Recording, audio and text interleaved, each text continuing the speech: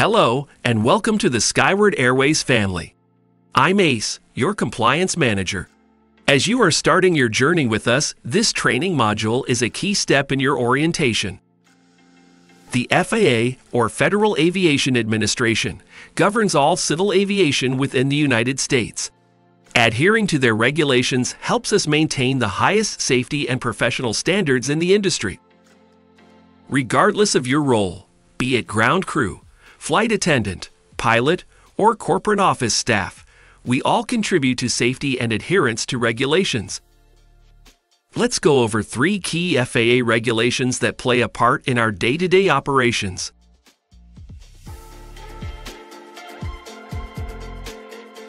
Firstly, flight duty period, which mandates a minimum rest period of 10 hours between flights.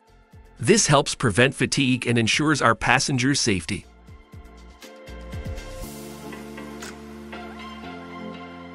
Next, weight and balance. FAA regulations state that exceeding weight limits or improperly distributing it can endanger flight safety. That's why careful management of luggage and cargo is crucial.